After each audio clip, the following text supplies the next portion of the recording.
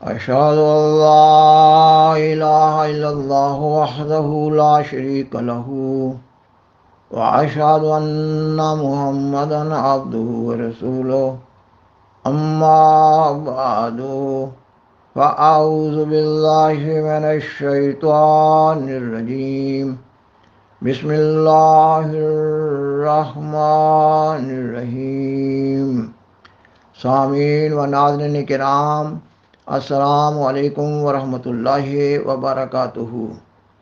آپ نے کئی دفعہ پاکستان کے فوجی عامر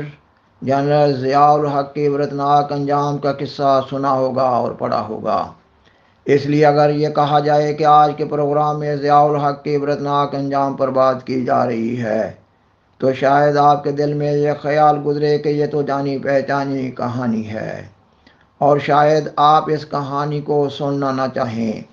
لیکن اگر اس کہانی میں ہونے والے واقعات کو ترتیب کے ساتھ بیان کیا جائے، غور سے سنا جائے اور سمجھا جائے تو ضیاء الحق کا عبرتناک انجام دل و جان پر کپ کپی طاری کر دینے والا اللہ تعالیٰ کے قہری نشان کا ایک عظیم واقعہ قرار پاتا ہے،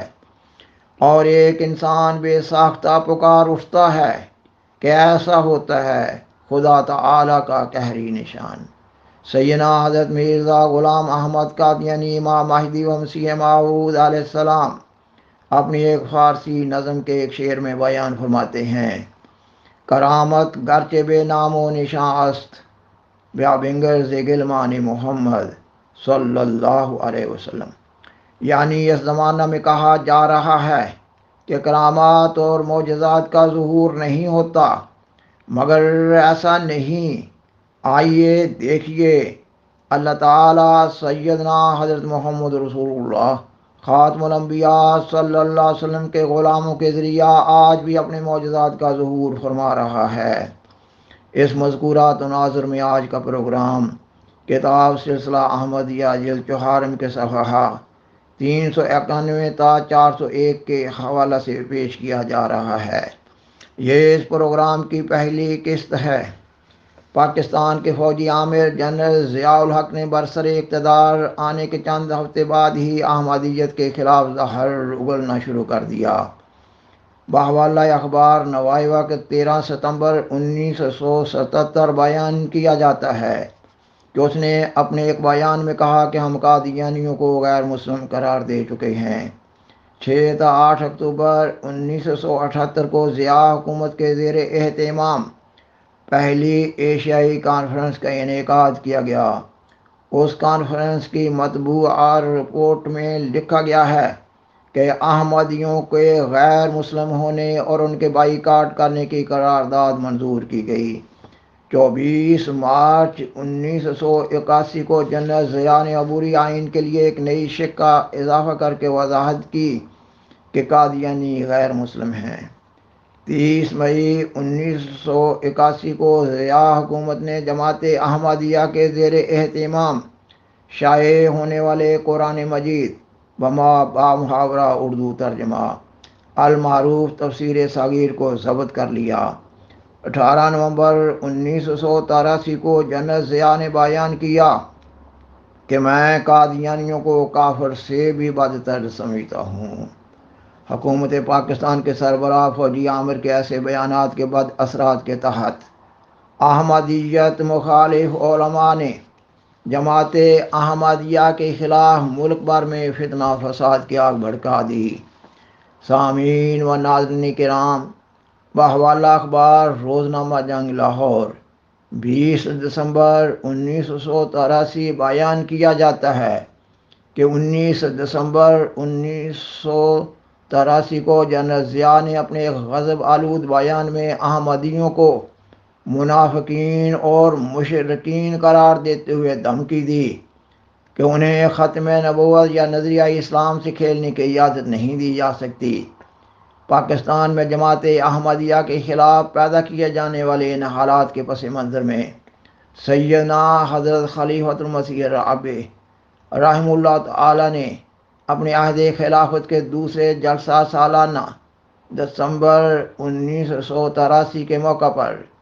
اپنی ایک پرشوکت نظم جماعت احمدیہ کو تسلی دیتے ہوئے فرمایا،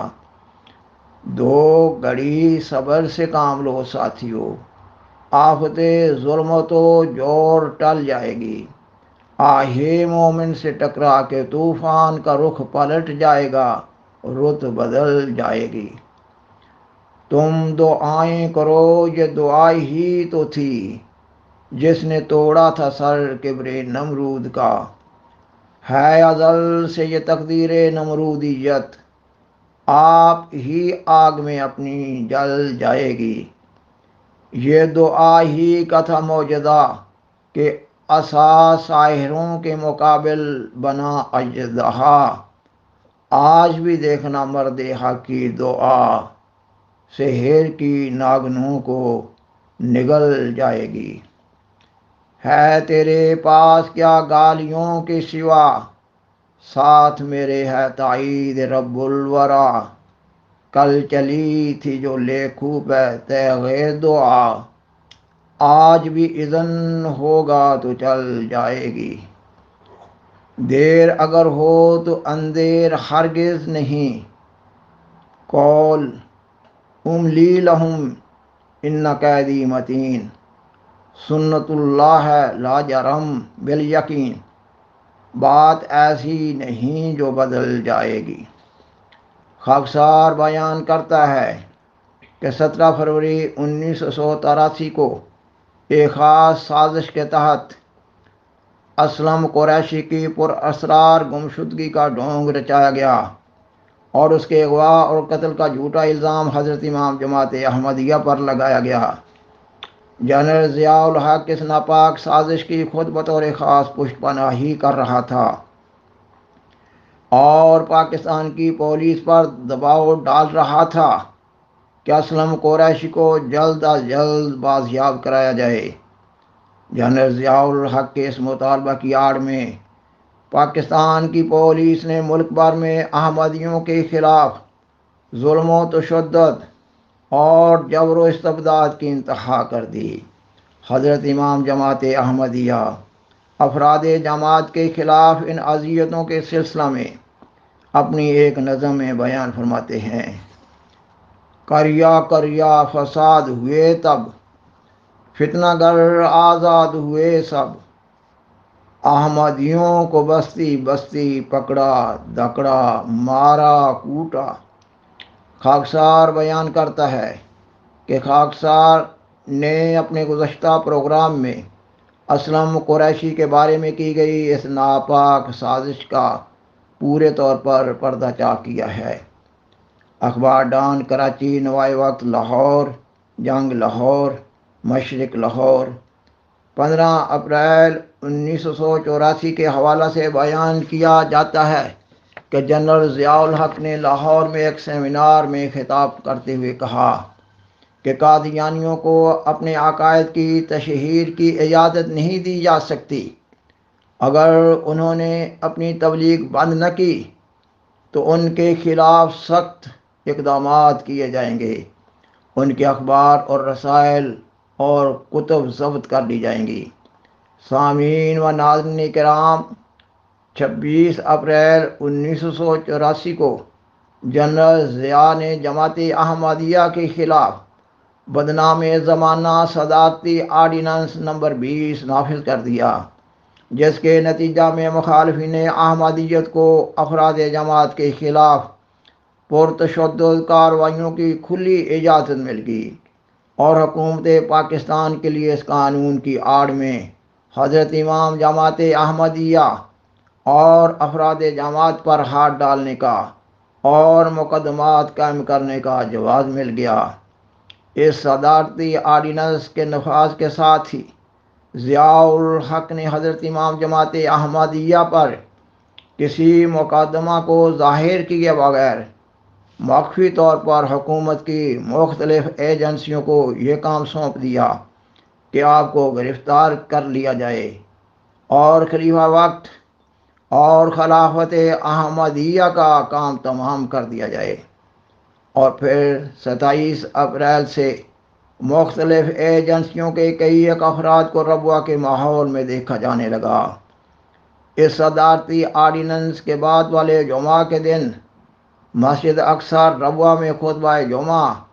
اور نماز جمعہ کے وقت کے دوران مختلف ایجنسیوں کے مختلف افراد نے ضیاء الحق کی طرف سے دی گئی ڈیوٹی کے مطابق حضرت امام جماعت احمدیہ پر ہاتھ ڈالنے کی کوشش کی، مگر مسجد اقصی میں ڈیوٹی پر معمور خدام احمدیت نے اس ناپاک سازش کو بری طرح ناکام بنا دیا۔ یہ کیسے ہوا؟ یہ ایک الگ کہانی ہے جو ایک الگ پروگرام میں بیان کی جا رہی ہوگی۔ حضرت امام جماعت احمدیہ کی گرفتاری کے لیے ربوہ میں معمور حکومت کی ایجنسیاں ابھی اس ناپاک عمل کو سر انجام دینے کی منصوبہ بندی ہی کر رہی تھیں کہ ان کی خلاف توقع اللہ تعالیٰ کی تقدیر جاری ہوگی، یہ کہ بفضل اللہ تعالی حضرت امام جماعت احمدیہ